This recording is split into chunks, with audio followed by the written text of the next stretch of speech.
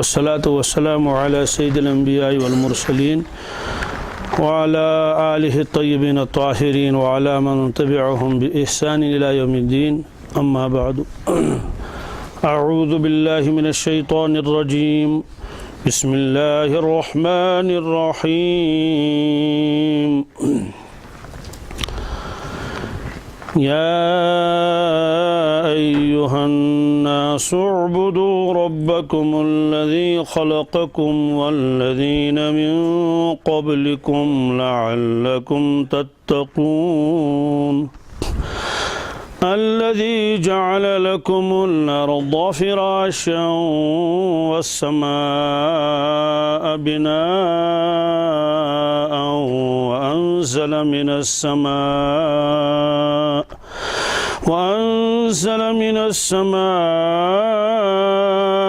ماء فأخرج به من الثمرات رزقا لكم فلا تجعلوا لله أندادا وأنتم تعلمون صدق الله المولانا العظيم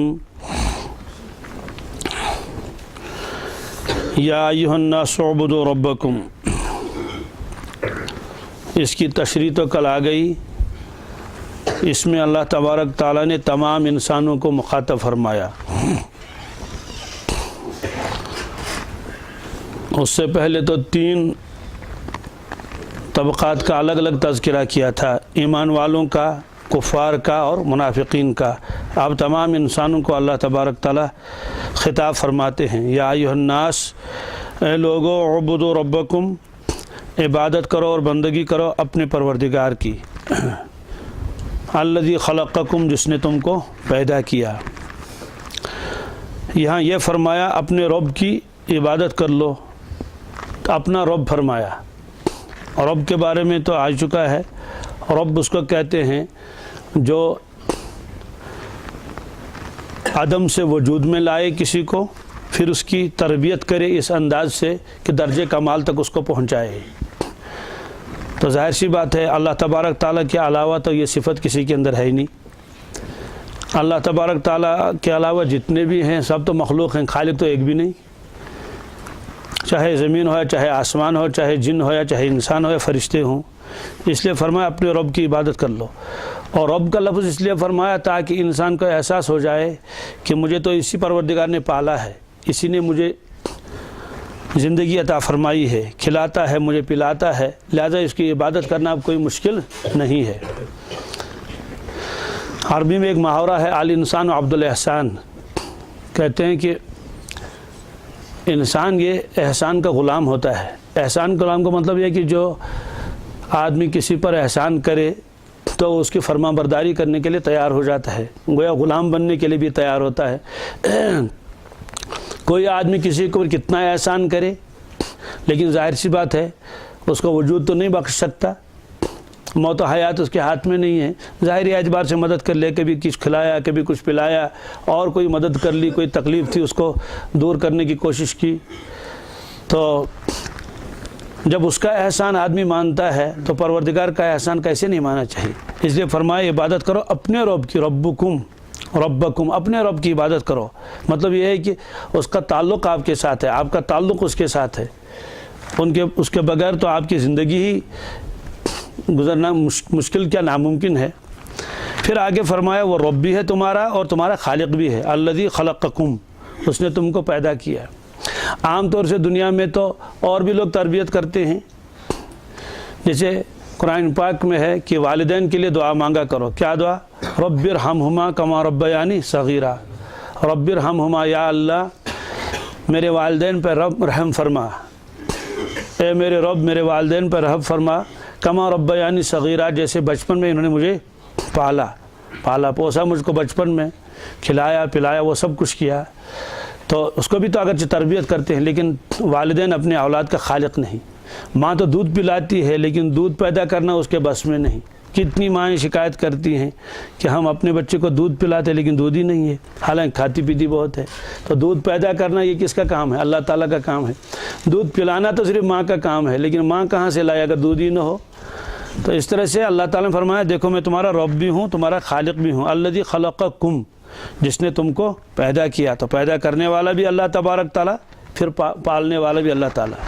والذین من قبلکم، صرف تمہیں نہیں بلکہ تم سے پہلے جتنے بھی آ چکے ہیں آباء و اجداد، جن کے ساتھ تمہارا تعلق ہے، حسبی نسبی تعلق ہے، ان کا خالق، ان کا پروردگار بھی اللہ تعالیٰ ہی تھا۔ گویا کہ تمہارے آباء و اجداد کے اوپر جو احسان ہے وہ تو گویا تمہارے اوپر بھی احسان ہے، اس لیے یہ سلسلہ بہت دور تک چلا گیا۔ لعلکم تتقون، عبادت کیوں کرو اپنے رب کی، اپنے خالق و مالک کی، تاکہ تم بچو گے۔ کس سے بچو گے یہ نہیں آگے فرمایا۔ بچنے کا مطلب یہ کہ تم اللہ تعالیٰ کے غضب سے، اس کے عذاب سے، اس کے قہر سے، دوزخ کے عذاب سے بچ جاؤ گے، ناکامی سے بچ جاؤ گے، رسوائی سے بچ جاؤ گے۔ ساری چیزیں اس کے اندر آ گئی، اس لیے اس کو حذف کر لیا۔ تم بچ جاؤ گے، کس سے بچ جاؤ گے؟ وہ تو ہزاروں چیزیں ہیں، آفتیں ہیں، مصیبتیں ہیں، پریشانیاں ہیں۔ تو معلوم یہ ہوا کہ جو بندہ اللہ تعالیٰ کی عبادت کر لیتا ہے، اللہ تبارک تعالیٰ اس کو ہزارہ مصیبتوں سے نجات دیتا ہے۔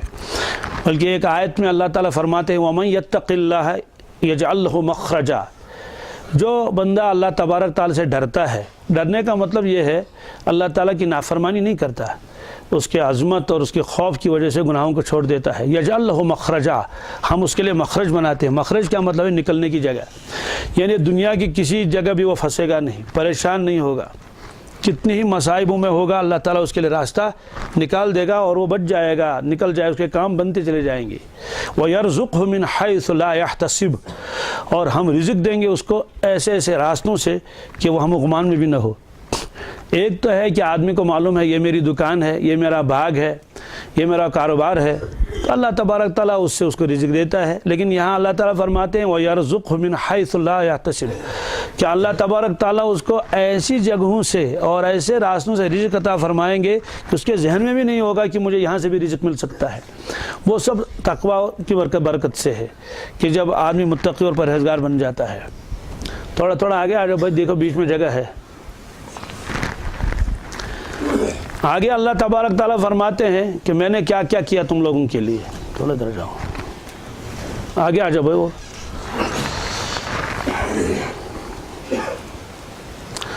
جگہ چھوڑ دو پیچھے لوگوں کے لیے، بیچ میں بہت ساری جگہ ہے، تھوڑا اس کو بھر لو۔ جی آگے فرمایا الذی جعل لکم الارض فراشا، وہ پروردگار، اس کا تعارف ہے۔ کیا فرماتے ہیں اللہ تعالیٰ؟ الذی جعل لکم الارض فراشا، وہ پروردگار جس نے بنائی تمہارے لیے زمین، فرش، بچھونا، زمین کو فرش بنایا تمہارے لیے۔ اس کا مطلب یہ اللہ تعالیٰ نے زمین کو بنایا کس کے لیے؟ انسانوں کے لیے۔ فرمایا تمہارے لیے بنایا ہم نے۔ اب اس میں بہت ساری چیزیں ہیں، ان کو آپ غور سے سن لیجئے۔ ایک تو یہ ہے کہ زمین کو بنایا اللہ تعالیٰ نے انسانوں کے لیے، تو جب زمین کو انسانوں کے لیے بنایا تو زمین کے اندر جتنی بھی چیزیں ہیں وہ کس کے لیے؟ انسانوں کے لیے ہیں، چاہے وہ پہاڑ ہو، چاہے سنگ مرمر ہو، چاہے سنگ سفید ہو، سنگ سیاہ ہو، لال و جواہر ہوں، یہ ساری چیزیں ہیں۔ معلوم یہ ہوا کہ یہ تو خادم ہیں انسانوں کے لیے پیدا کیے گئے ہیں۔ اللہ تعالیٰ نے اپنے لیے پیدا نہیں فرمایا اس کو، کیونکہ اللہ تعالیٰ کو تو اس کی ضرورت ہی نہیں ہے، یہ فرمایا۔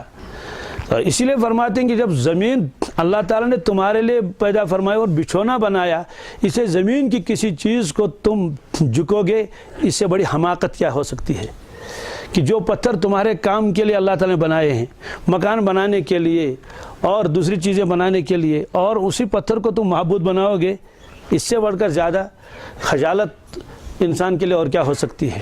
یہ فرمایا کہ اپنے ہاتھوں سے اس کو بناتے ہیں، پھر اس کو معبود کا درجہ دیتے ہیں۔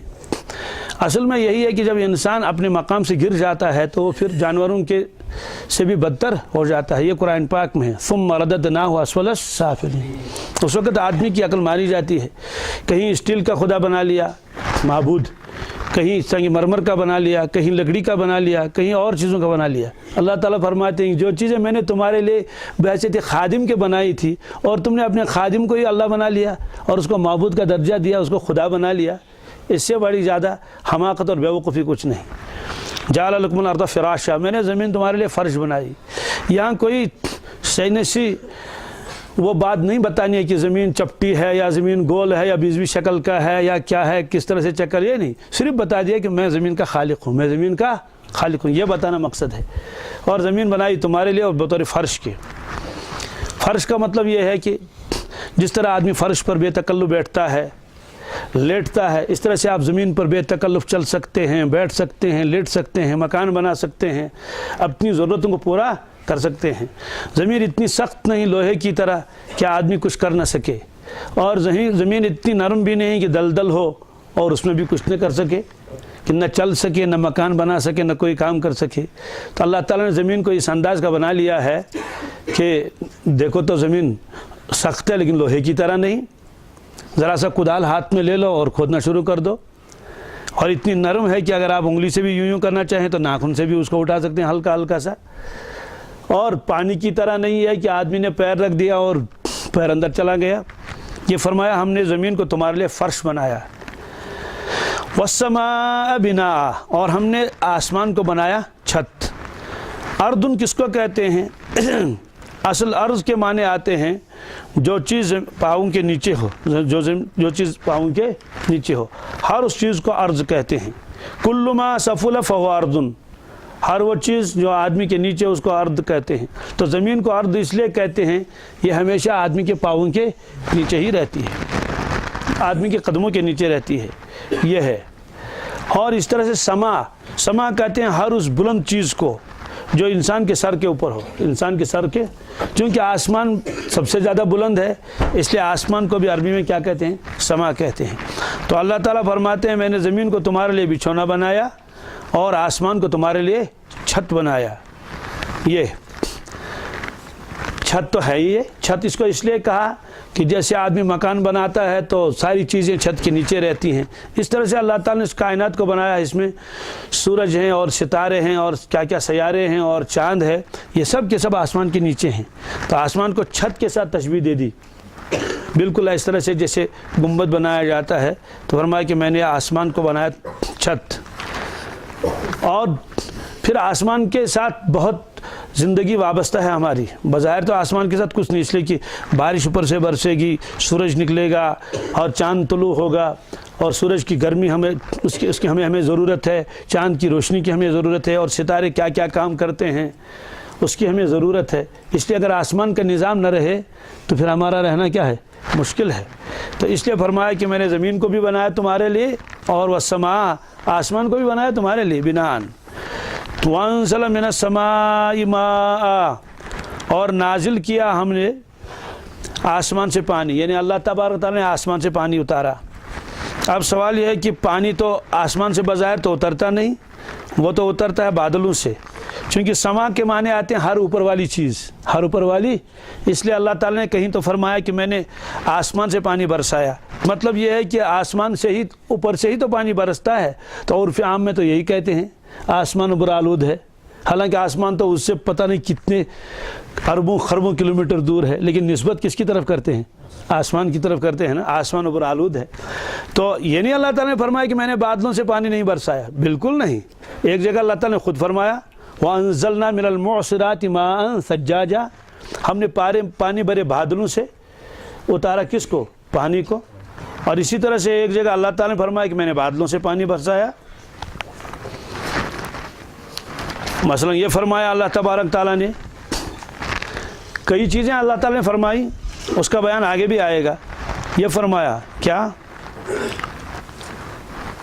अफ़रअयतुमुल माअ अल्लज़ी तशरबून, लोगो भला बतलाओ सही वो पानी जो तुम पीते हो, अअंतुम अंज़लतुमूहु मिनल मुज़्नी अम नहनुल मुनज़िलून, बताओ बादलों से तुमने उसको उतारा या हमने उतारा उसको बादलों से।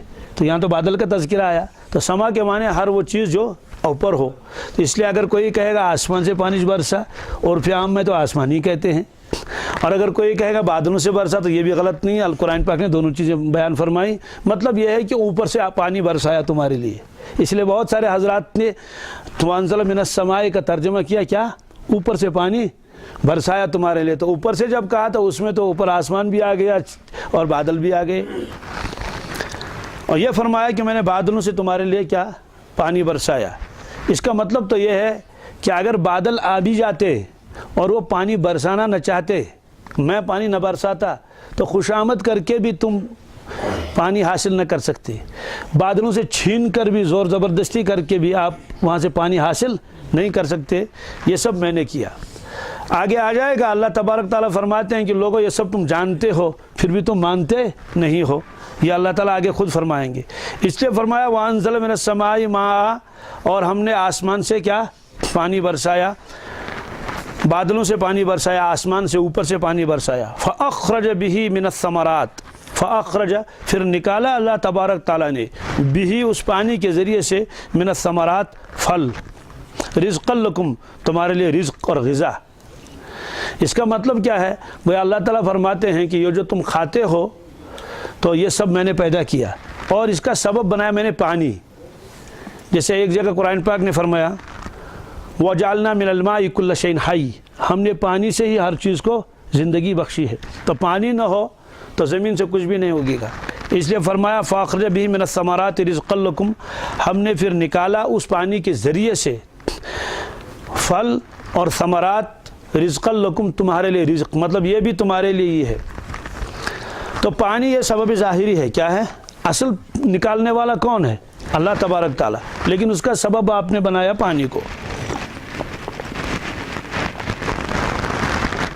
چونکہ یہ عالم اسباب ہے تو عالم اسباب میں آدمی نسبت کر سکتا ہے اسباب کی طرف۔ اسباب کی طرف نسبت کرنے کا مطلب کیا ہے؟ جیسے آپ نے پانی بھر دیا کھیت میں، پھر آپ خود کہتے ہیں کہ بھائی ہم نے پانی بھر دیا، پانی سے تو آج بہت ہی کھیتی جو ہے وہ لہلا رہی ہے، تو نسبت کس کی طرف کی؟ پانی کی طرف۔ تو دنیا میں اسباب کی طرف پانی نسبت آدمی کر لیتا ہے۔ جیسے مثال کے طور پر سبوں کو معلوم ہے کہ موت تو اللہ تعالیٰ دیتا ہے، لیکن حادثات میں نسبت کی جاتی ہے انہی چیزوں کی طرف۔ بھائی یہ کیوں کیسے مر گیا؟ تو پانی میں ڈوب کے مرا۔ کیوں مر گیا؟ آگ میں جل کے مرا۔ کیوں مرا؟ ٹکر کھا کر مر گیا۔ تو کہیں ٹکر کی طرف، کہیں پانی کی طرف، کہیں آگ کی طرف، کہیں گولی کی طرف یہ نسبتیں کی جاتی ہیں، حالانکہ سب کو معلوم ہے کہ موت دینے والا صرف اللہ ہے۔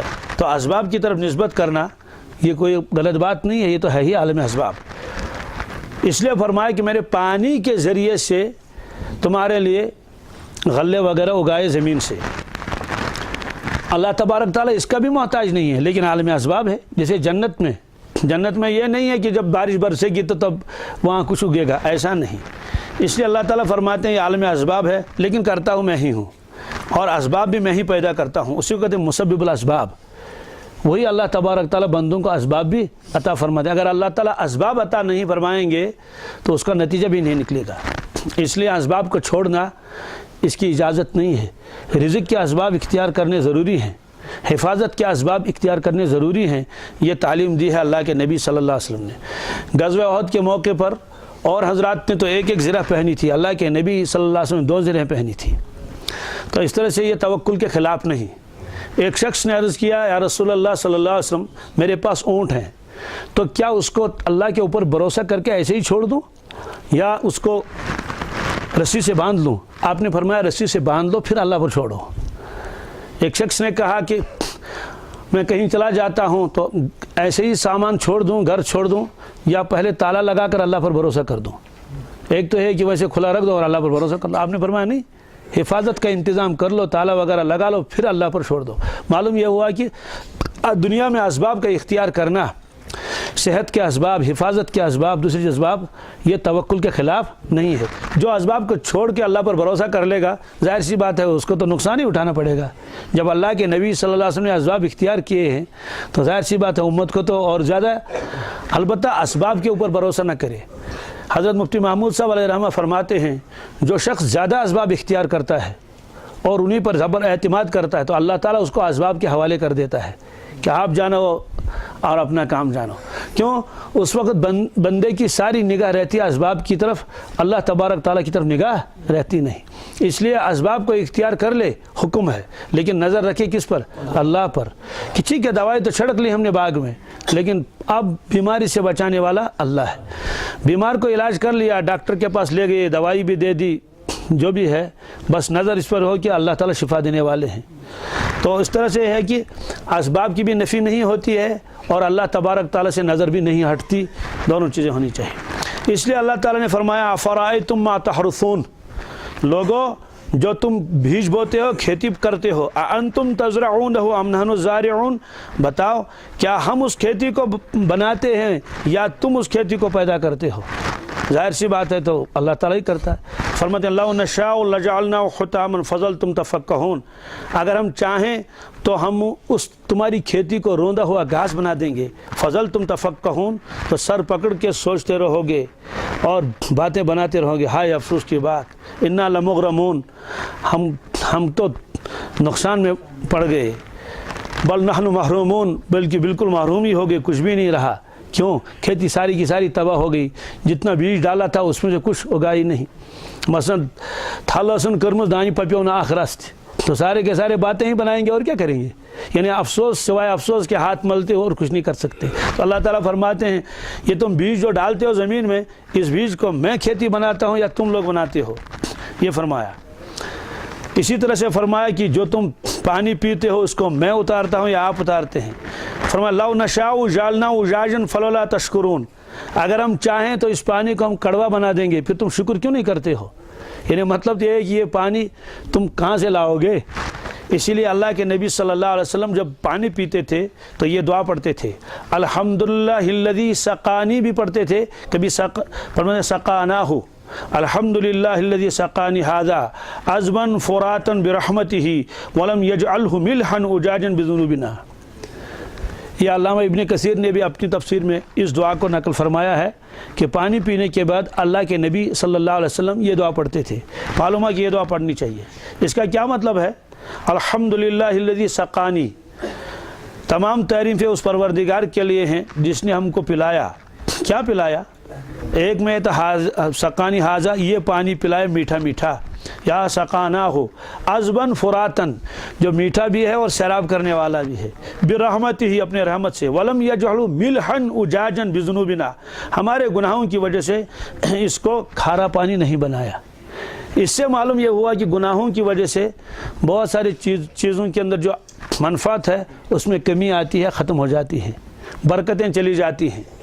تو جو پہلے مٹھاس تھی ان چیزوں میں وہ مٹھاس رہتی نہیں۔ یہ اس حدیث سے پتہ چلتا ہے کہ ہمارے گناہوں کی وجہ سے اس کو کڑوا نہیں بنایا، یہ فرمایا۔ اسی طرح سے اللہ تبارک تعالیٰ، اصل میں یہ توحید کے سارے دلائل ہیں، تو اللہ تعالیٰ نے فرمایا افرأیتم النار التی تورون، لوگوں جو تم آگ سلگاتے ہو، آگ استعمال کرتے ہو، اانتم انشأتم شجرتھا ام نحن المنشئون، بتاؤ اس کے درخت کو تم نے پیدا کیا، اس کے درخت کو ہم نے پیدا کیا؟ تو کون کہہ سکتا ہے میں نے درخت بنایا؟ نحن جعلناها تذکرۃ ومتاعا للمقوین فسبح باسم ربک العظیم، ہم ہی نے وہ درخت بنایا تذکرۃ، یاد دلانے کے لیے، یہ تو نصیحت ہے، ومتاعا للمقوین، اور تمہارے استعمال کے لیے جو رہتے ہیں دیہاتوں میں اور جنگلوں میں، یہ فرمایا۔ تو یہاں فرمایا اللہ تبارک تعالیٰ نے ہم نے پانی نازل فرمایا اور آسمان سے، تو اس کے پھر تمہارے لیے رزق پیدا کیا، ثمرات رزق لکم، ثمرات کے اندر ہر چیز ہے، صرف یہاں پھل مراد نہیں ہے بلکہ غلے اور پھل اور فروٹ، یہ ساری چیزیں، بلکہ بعض حضرات نے فرمایا اس کے اندر ملبوسات بھی آتے ہیں۔ کیا؟ اس لیے کہ وہ بھی تو زمین کی پیداوار ہے، یا تو آپ اون وغیرہ استعمال کر لیں گے، ظاہر سی بات ہے وہ بھی تو اللہ تعالیٰ کی مخلوق ہے، اور یا آپ ویسے کاٹن وغیرہ کے کپڑے استعمال کریں گے، وہ بھی کہاں سے نکلتا ہے؟ زمین سے۔ اور آج کل بہت ساری چیزیں جو پیٹرولیم سے بنتی ہیں اس کی وہ پیداوار ہے، تو وہ بھی اللہ تعالیٰ نے کہاں سے نکالا؟ زمین سے ہی نکالا، یہ فرمایا۔ تو اس کے ذریعے سے ہمارے لیے، ہم نے تمہارے لیے ثمرات بنائے، رزقا لکم، تمہارے رزق، فلا تجعلوا للہ اندادا وانتم تعلمون، لوگو فلا تجعلوا للہ اندادا، لہذا اللہ تبارک تعالیٰ کا شریک مت ٹھہرانا۔ یا انداد فرمایا، انداد یہ جمع ند کی، کس کی؟ ند کس کو کہتے ہیں؟ ند کہتے ہیں مد مقابل کو، جیسے اوراد شریف میں لیس لہ ضد ولا ند ولا شبہ ولا شریک، عجیب ہے وہ، اللہ اکبر۔ تو لیس لہ ضد، اس کی کوئی مد مقابل بھی نہیں، ند بھی نہیں، ند اس کو کہتے ہیں، اسی کی جمع انداد ہے۔ ند کہتے ہیں جو بالکل دوسرے جیسا ہو، ذات کے اعتبار سے یا مماثلت و صفات کے اعتبار سے۔ اس لیے اللہ تعالیٰ نے فرمایا کہ فلا تجعلوا للہ اندادا، تم کسی کو بھی اللہ تبارک تعالیٰ کے مد مقابل مت ٹھہراؤ۔ کیا مطلب ہے؟ یہ ساری چیزیں جب میں کرتا ہوں ان میں کسی کا کوئی دخل نہیں ہے تو ان کو میرے مقابلے کیوں کھڑا کرتے ہو؟ اب سوال یہ کہ کیا اہل عرب کا یہ عقیدہ تھا ان کا، خاص طور سے کفار کا، کہ جس طرح سے اللہ تعالیٰ زمین بنانے والا ہے اس طرح سے اور معبودوں نے بھی زمین بنائی ہو، جس طرح اللہ تعالیٰ پانی آسمان سے برساتا ہے تو اس طرح سے وہ بھی پانی برساتے ہوں؟ ظاہر سی بات ہے یہ عقیدہ تو کسی کا بھی نہیں تھا۔ پھر اللہ تعالیٰ نے یہ کیوں فرمایا کہ میرے مد مقابل ان کو کھڑا مت کر لو؟ حالانکہ قرآن پاک میں بھی ہے وَلَئِن سَأَلْتَهُم مَّنْ خَلَقَ السَّمَاوَاتِ وَالْأَرْضَ لَيَقُولُنَّ اللَّهُ، اگر آپ ان سے پوچھیں گے آسمان اور زمین کو کس نے پیدا کیا، وہ کہیں گے اللہ نے پیدا کیا، سیدھے کہیں گے، اس وقت اپنے معبودوں کا تذکرہ نہیں کریں گے۔ یا اسی طرح سے اللہ تعالیٰ نے فرمایا امن خلق السماوات والارض، کہ کون ہے وہ جس نے آسمان اور زمین کو پیدا فرمایا، وَأَنزَلَ لَكُم مِّنَ السَّمَاءِ مَاءً، اور آسمان سے اتارا پانی تمہارے لیے، فَأَنبَتْنَا بِهِ حَدَائِقَ ذَاتَ بَهْجَةٍ، پھر اس پانی کے ذریعے سے ہم نے باغ اگائے رونق والے، بڑے سرسبز شاداب۔ مَا كَانَ لَكُمْ أَن تُنبِتُوا شَجَرَهَا، لوگو تم ان کے درخت اگا نہیں سکتے تھے۔ اَإِلَٰهٌ مَّعَ اللَّهِ، کیا اللہ تعالیٰ کے علاوہ اور بھی کوئی ہے؟ بَلْ هُمْ قَوْمٌ يَعْدِلُونَ، لیکن کیا کریں بَلْ هُمْ قَوْمٌ يَعْدِلُونَ، یہ لوگ تو پھر بھی اللہ تبارک تعالیٰ کے برابر دوسروں کو مانتے ہیں، شریک ٹھہراتے ہیں۔ بہرحال یہ ایک جگہ نہیں ہے، بہت جگہ ہے۔ امن جعل الارض قرارا وجعل خلالها انہارا وجعل لها رواسي وجعل بین البحرین حاجزا الہ مع اللہ بل اکثرهم لا يعلمون، کس نے زمین کو جائے قرار بنایا اور اس کے اوپر دریا بہائے، اور کس نے پہاڑ بنائے، اور کس نے دو دریاؤں کے درمیان پردہ ڈال دیا، کیا اور ہے کوئی اللہ کے علاوہ؟ لیکن یہ لوگ تو بل اکثر لا یعلمون، اکثر تو سمجھتے بھی نہیں اس بات کو۔ تو اب سوال یہ ہے کہ اہل عرب میں تو کسی کا بھی یہ عقیدہ نہیں تھا۔ کیا عقیدہ نہیں تھا؟ کہ اللہ تبارک تعالیٰ کے علاوہ اور بھی کسی کوئی پیدا کر لیتا ہے۔ پھر اللہ تعالیٰ نے یہ کیوں فرمایا کہ میرا شریک مت ٹھہراؤ، اور ند فرمایا، کیا فرمایا؟ ند۔ تو ایک جگہ فرمایا وَلَئِن سَأَلْتَهُم مَّنْ خَلَقَهُم، اگر ان سے آپ پوچھیں گے من خلقہم، ان کو کس نے پیدا کیا، لَيَقُولُنَّ اللَّهُ، یہ خود کہیں گے ہم کو اللہ نے پیدا کیا، سب صرف اللہ کہیں گے صاف۔ فَأَنَّىٰ يُؤْفَكُونَ، پھر یہ الٹے کہاں چلے جا رہے ہیں؟ اصل وجہ یہ ہے کہ اللہ تبارک تعالیٰ کو اللہ ماننا کہ وہ ہمارا خالق ہے، یہ تو ہے ہی، اس کے بعد پھر اسی کی عبادت ہونی چاہیے، دوسری کی نہیں۔ اگر اللہ تبارک تعالیٰ کو اپنا خالق و مالک تو مان لیا، لیکن عملاً جو معاملہ اللہ کے ساتھ کرنا چاہیے وہ اگر مخلوق کے ساتھ کیا جائے تو اللہ تعالیٰ فرماتے ہیں انہوں نے اس کو میرے برابر قرار دیا۔ ہندی کا ایک لفظ ہے بھگوان، کیا بھگوان کہتے ہیں معبود کو، کس کو؟ معبود کے معنی آتے ہیں جس کی عبادت کی جائے، حالانکہ وہ بھی مانتے ہیں کہ آسمان والا کیا کہتے ہیں خالق وہ اکیلا ہے یہ، لیکن عملی اعتبار سے وہ معاملہ بتوں کے ساتھ بھی کیا جاتا ہے کہ ان کے سامنے سجدے کیے جاتے ہیں، ان کو پکارا جاتا ہے، ان سے مانگا جاتا ہے۔